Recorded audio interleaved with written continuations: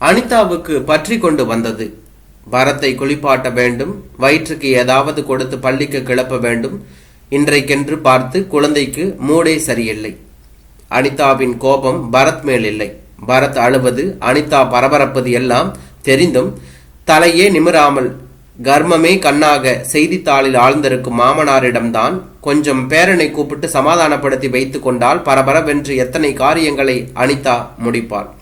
Sriperumbudur motor கம்பெனியில் உதவி மேலாளராக பணிபுரியும் வெங்கடேஷ் சூரியோதயத்துக்கு முன்பே கம்பெனி பஸ்ஸை பிடிக்க ஓட வேண்டியிருக்கிறது. மாமியார் கல்யாணி ஊரில் இருந்தால் கவலை இல்லை. பேரனை குளிப்பாட்டி பருப்பு சாதம் ஊட்டி கையில் தயிர் சாதமும் அவனுக்கு பிடித்த காயும் வைத்து கட்டி கொடுத்து அவனை பள்ளிக்கு செல்ல தயார் செய்து விடுவாள். நகரத்தில் பிரபலமான சாப்ட்வேர் கம்பெனி ஒன்றில் சீனியர் இன்ஜினியராக பணியாற்றும் அனிதாவுக்கும் காலை உணவை தயார் செய்து கொடுத்து வீட்டிலேயே சாப்பிட்டு விட்டு போக செய்வாள். மாமியார் ஊரில் இல்லை என்றால் பரத்துக்கு கையில் நூடுல்ஸோ பிரெட்டோ தான் அனிதாவால் கட்டி கொடுக்க முடியும். இங்கே சாப்பிட எளிதாக கார்ன்ஃபிளேக்ஸ் போட்டு கொடுத்து விடுவார். மாலையில் பரத் பள்ளி விட்டு வந்ததும் தினமும் இட்லி, தோசை, பூரி என்று விதவிதமாக டிஃபன் செய்து கொடுப்பாள் கல்யாணி பாட்டி. ஊரில் இல்லை என்றால் அனிதா ஃப்ரிட்ஜில் வாங்கி வைத்திருக்கும் பழங்களும் நொறுக்கு தீனிகளும் தான் தாத்தாவுக்கும் பேரனுக்கும். பசை போட்டு ஒட்டினார் போல சோஃபாவில் அமர்ந்து நாள் முழுவதும் செய்தித்தாள் படித்து டிவி பார்த்து பொழுதை போக்கும் மாமனாரை பார்த்தாலே அனிதாவுக்கு ஆத்திரமாக வரும் என்றுதான் சொல்ல வேண்டும். நம்ம எல்லோரும் பரபரப்பாக ஏதோ பண்ணி கொண்டிருக்கிறதை பார்த்தும் எந்த உதவியும் செய்யாம நாள் முழுக்க வெட்டியா உட்கார்ந்திருக்கிறாரே, நீங்க அவரை ஒரு வார்த்தையாவது கேட்கிறீங்களா என்று வெங்கடேஷிடமும் சீறுவது சமயங்களில் கல்யாணியின் காதிகளிலும் விழத்தான் செய்யும். ஆனால் அம்மாவின் சாந்தமான முகபாவத்திலிருந்து அவள் என்ன நினைக்கிறாள் என்று வெங்கடேசால் கண்டுபிடிக்கவே முடியாது. காலை 8:30 மணிக்கு தன் காரை எடுத்துக்கொண்டு சோழிங்கநல்லூரில் இருக்கும் அலுவலகத்திற்கு போகும் அனிதா இரவு வீடு திரும்ப 8-9 மணி ஆகிவிடும். அக்கம் பக்கம் இருப்பவர்களோடு பழக அவளுக்கு நேரமும் இல்லை, விருப்பமும் இருந்ததில்லை. அனிதா வெங்கடேஷ் இருவரும் இரவு தாமதமாக வீட்டுக்கு வருவதால் முதலிலிருந்தே பரத்துக்கு டியூஷன் ஏற்பாடு செய்து விட்டாள். டியூஷன் மிஸ் சிந்து மாலையில் வந்ததும் முகம் மலர அவனை வரவேற்று பிஸ்கட்டும் டீயும் கொடுத்து உபசரிப்பாள் கல்யாணி. சிந்துவும் பள்ளி ஆசிரியையாக வேலை செய்துவிட்டு களைத்து போய் வருவதால் நன்றியுடன் அதை பெற்றுக்கொள்வாள் என்று தான் சொல்ல வேண்டும். பரத்துக்கு சிந்து அன்று கடிகாரத்தில் மணி பார்க்க கற்றுக் கொடுத்து கொண்டிருந்தாள் என்று தான் சொல்ல வேண்டும். பெரிய முள் 12 கட்டங்களையும் ஒரு முழு சுற்றி வந்ததும் தான் சின்ன முள் ஒரு கட்டத்தை விட்டு அடுத்த கட்டத்துக்கு நகரும் என்று சிந்து சொன்னதும் பரத் சற்றென்று சின்ன முள் சரியான சோம்பேறி முள் மிஸ் என்று சொன்னான். சிந்து சிரித்தாள். அதற்கு வேகமாக ஓடிக்கிட்டே இருந்தாதான் சுறுசுறுப்பு, நிதானமா ஒவ்வொரு கட்டமா நகர்ந்தா சோம்பேறின்னு அர்த்தமல்ல பரத் என்று அவனுக்கு புரியும்படி சொன்னார். 12 கட்டங்களையும் பெரிய முள் ஒரு சுற்றி வந்ததும் சின்ன முள் ஒரே ஒரு கட்டம் நகருது இல்ல, அப்பதான் 1 மணி நேரங்கிற கால கணக்கு நமக்கு கிடைக்குது. இரண்டும் சேர்ந்து செய்யற வேலையால தான் நமக்கு நேரம் பார்க்க முடியுது என்று சொன்னார் சிந்து. மேலும் இதை பரத்துக்கு எப்படி தெளிவாக சொல்லலாம் என்று சுற்றுமுற்றும் பார்த்தபோது சமையல் அறையில் கிரைண்டர் இயங்கி கொண்டு இருப்பது தெரிந்தது அவளுக்கு. பரத், அந்த கிரைண்டரை பார்த்தையா? கிரைண்டரோட ஃப்ரேமும் மேல் மூடியும் நகராம ஜாக்கிரதையா பிடிச்சிருக்கிறதுனால தான் கிரைண்டர் பாத்திரமும் குழவியும் வேகமாக சுத்தி அரைச்சி உனக்கு சாப்பிட டேஸ்டான இட்லியும் தோசையும் கிடைக்குது. அதனால அதுக்குன்னு ஒரு வேலை இருக்கிறப்ப எதையும் சோம்பேறி சுறுசுறுப்புன்னு சொல்ல முடியாது என்றாள்.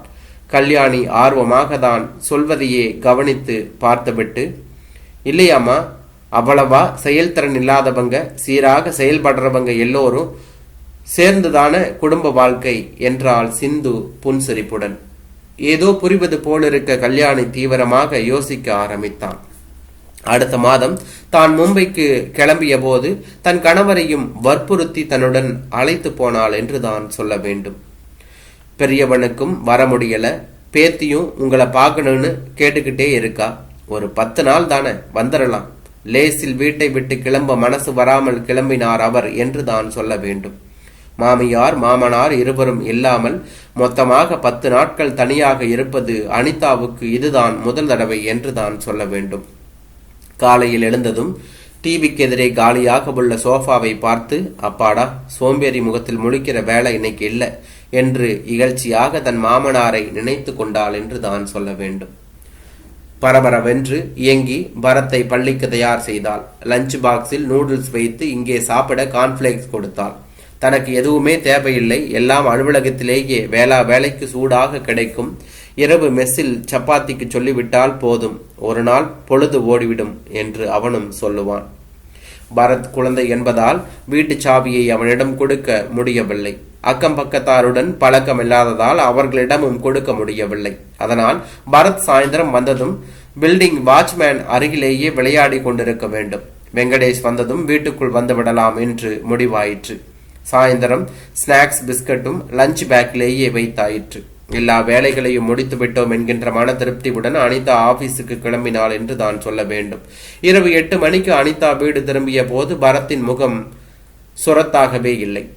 அப்பாவும் லேட்டா வரா, நீயும் லேட்டா வர, நான் எப்போதான் ஹோம்ஒர்க் பண்றது என்று சொல்லி கொண்டிருக்கும் போதே உதடு பிதுங்கி அழுகை வந்து விட்டது என்று தான் சொல்ல வேண்டும். ஏன் டியூஷன் மிஸ் இன்னைக்கு வரலையா என்றாள் அனிதா கோபமாக. மிஸ் வந்தாங்க, ஆனா எங்க உட்கார்ந்து சொல்லி கொடுப்பாங்க, நீதான் வீட்டை பூட்டிட்டு போயிட்டியே என்றான் பரத் அழுகையினூடே. அடைச்ச, அனிதா வெறுப்போடு கைகளை உதறி கொண்டாள். யார் வீட்டில் சாவி கொடுக்கிறது? வாட்ச்மேன் கிட்ட கொடுக்கவும் பயமா இருக்கிறது. அது மட்டுமல்ல, வீடு திறந்திருந்தாலும் குழந்தை எத்தனை நேரம் தனியா இருப்பான். உள்ள தாழ்பால் போட்டுட்டு அலுப்புல தூங்கி போயிட்டா என்ன செய்யறது? அனிதா வரிசையாக கேட்ட விடை தெரியாத கேள்விகளுக்கு எல்லாம் பதில் சொல்ல முடியாமல் வெங்கடேஷ் மௌனமாக இருந்தான் என்று தான் சொல்ல வேண்டும். அடுத்த நாள் இரவு அனிதா 7 மணிக்கு சீக்கிரமாக வீடு திரும்பினாள். வெங்கடேஷ் இன்னும் வந்திருக்கவில்லை. அழுதழுது முகம் வீங்கி உட்கார்ந்து கொண்டிருந்த பரத்தை சமாதானப்படுத்தி ஹோம்ஒர்க் செய்ய வைப்பதற்குள் குழந்தைக்கு தூக்கம் வந்து ஒன்றும் சாப்பிடாமலேயே தூங்கிவிட்டான் என்று தான் சொல்ல வேண்டும்.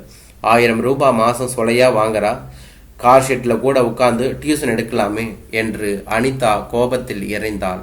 வெங்கடேஷ் வந்ததும் அதுபோல பொதுவான இடத்தில் உட்கார்ந்து சொல்லிக் கொடுக்க கூடியதில் உள்ள அசௌகரியங்களை யூகித்து பார்த்த வெங்கடேஷ் மனைவியை சமாதானம் செய்தான் என்று தான் சொல்ல வேண்டும். இன்னும் 6 நாள் தான், அப்புறம் அப்பாவும் அம்மாவும் வந்துடுவாங்களே என்று அவனும் சமாதானம் சொன்னான். மறுநாள் காலை எழுந்ததுமே பரத்துக்கு லேசாக ஜுரம். வெங்கடேஷ் அலுவலகம் போயாகிவிட்டது. அனிதாவுக்கு தான் அலுவலகம் அன்றைய தினம் முடித்து கொடுக்க வேண்டிய முக்கியமான ப்ராஜெக்ட் நினைவுக்கு வர குழந்தைக்கு ஹார்லிக்ஸை கரைத்து கொடுத்து ஜுரத்திற்கு மருந்தும் கொடுத்து பள்ளிக்கு அனுப்பி வைத்தாள்.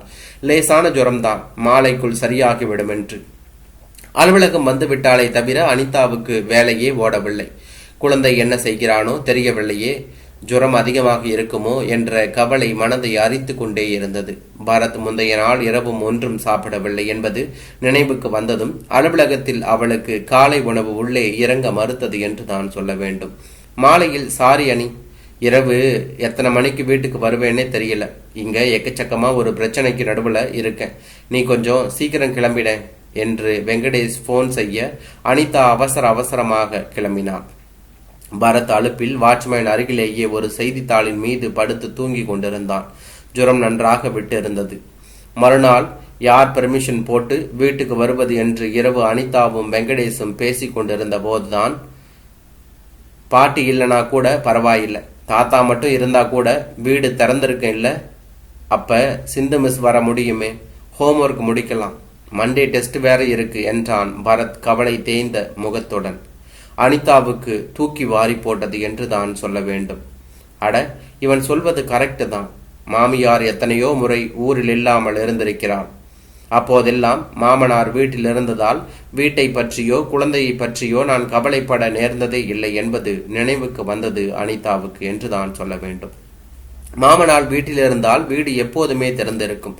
டிவிக்கு எதிரே உள்ள சோஃபாவில் அமர்ந்து ஹிந்து பேப்பரை காலையில் விட்ட இடத்திலிருந்து படித்து கொண்டிருப்பார். அடுத்த நாள் மாலையும் அனிதா தான் முதலில் வீடு திரும்பினாள். வாட்ச்மேன் அருகே சின்னதாய் கும்பலை பார்த்ததும் பரபரப்பாக அங்கே சென்றாள் என்று தான் சொல்ல வேண்டும். குழந்தை ஸ்கூல் விட்டு வந்து இங்கே என் பக்கத்துல தான் குந்தின்னு இருந்தான், திடீர்னு கேர் ஆயிருச்சு, என்னான்னு புரியலைங்கம்மா, மலக்கம் போட்டு விழுந்துடுச்சு என்றான் வாட்ச்மேன். அதற்குள் கீழ் பிளாட்டில் இருக்கும் ஒரு பெண்மணி பரத் முகத்தில் தண்ணீர் அடித்து அவனுக்கு சூடாக பால் கொடுக்க முயன்று கொண்டிருந்தாள் என்று தான் சொல்ல வேண்டும். அனிதா பொங்கி வந்த அழுகையை கட்டுப்படுத்த முடியாமல் பரத்தை வாரி போட்டுக்கொண்டு காரை அருகிலுள்ள நர்சிங் ஹோமுக்கு ஓட்டினாள் என்று தான் சொல்ல வேண்டும். ஒண்ணுமில்லம்மா, பையன் சரியா சாப்பிடல போல, அதான் பசியில லோ சுகர் ஆகி மயக்கம் வந்திருக்கு என்று சொல்லி டாக்டர் உடனடியாக குளுக்கோஸ் ஏற்ற ஆரம்பித்தார் என்று தான் சொல்ல வேண்டும். வெங்கடேசுக்கு தகவல் போக பதறி அடித்து கொண்டு நேராக மருத்துவமனைக்கு ஓடி வந்தான் என்று தான் சொல்ல வேண்டும். 2 பேரும் லட்சங்களில் சம்பாதிக்கிறோம், என்ன பிரயோஜனம்? நம்ம ஒரே குழந்தை பசியில மயக்கம் போட்டு மேற்கொண்டு பேச முடியாமல் அனிதா இருதயமே வெடித்து விடும் போல விம்மி விம்மி அழுதாள் என்று தான் சொல்ல வேண்டும். வீட்டிலும் சரியாக சாப்பிடவில்லை. கையில் கட்டி கொடுத்ததும் அப்படியே திரும்பி வந்து விட்டது. ஜொரபாய்க்கு பிடிக்கவில்லை போலிருக்கிறது. பசிக்காதா பின்ன, மயக்கம்தான் வராதா என்று தோன்றியது. பாவம், 1ஆம் கிளாஸ் படிக்கிற குழந்தைக்கு வயசுக்கு மீறிய டென்ஷன், ஹோம்ஒர்க் செய்ய யார் உதவி செய்வார்கள்? வீட்டுக்குள் போக முடியவில்லையே என்று பலவிதமாக வெங்கடேஷ் திக்பிரமை பிடித்தது போல நின்று கொண்டிருந்தான்.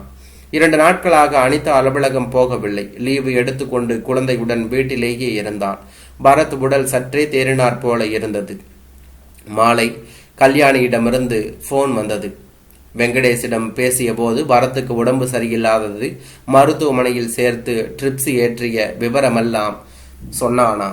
பதறிப்போய் போன் செய்தாள் என்று தான் சொல்ல வேண்டும். நாளைக்கு காலை ஃப்ளைட் டிக்கெட்டு கிடைச்சிருக்கு, அப்பா உடனே புறப்பட்டு வந்துடுவா. நானும் இந்த வாரமே கடைசியில் வந்துடுவேன். ரொம்ப கவலையா இருக்கு, குழந்தைய ஜாக்கிரதையா பார்த்துக்கோங்க என்று சொன்னார். 1 வாரத்தில் அனிதா அன்றுதான் சற்று ஆசுவாசமாக உணர பரத் சந்தோஷத்தில் நடனமாடினான் என்று தான் சொல்ல வேண்டும். ஐயா ஜாலி, தாத்தா வந்துடுவாளே என்று சொன்னான்.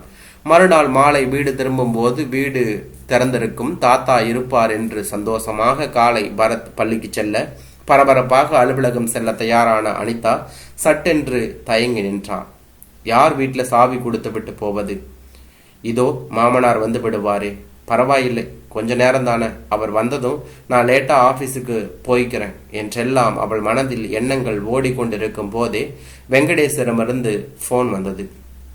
அப்பா கிட்ட வீட்டு சாவி ஒன்று இருக்கான், உன்னை பூட்டிட்டு ஆபீஸுக்கு கிளம்பிட சொன்னார் என்று சொன்னான். பலார் என்று கன்னத்தில் அறை விழுந்தது போல துடித்து திகைத்து போய் நின்றாள் அனிதா.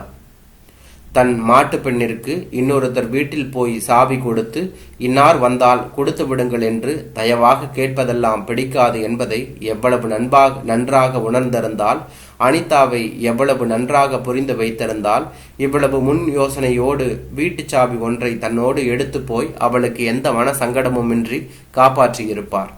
வாய்க்கு வாய் மாமனாரை வெட்டி சோம்பேறி என்று சொல்லிக் கொண்டிருந்த மகா சுறுசுறுப்பான அனிதாதான் இப்போது உணர்ச்சி வேகத்தால் தாக்கப்பட்டு குற்ற உணர்வோடு சோம்பேறி போல ஒவ்வொரு படியாக எண்ணி எண்ணி இறங்கி கொண்டிருக்கிறாள். அலுவலகம் போக என்றாள்.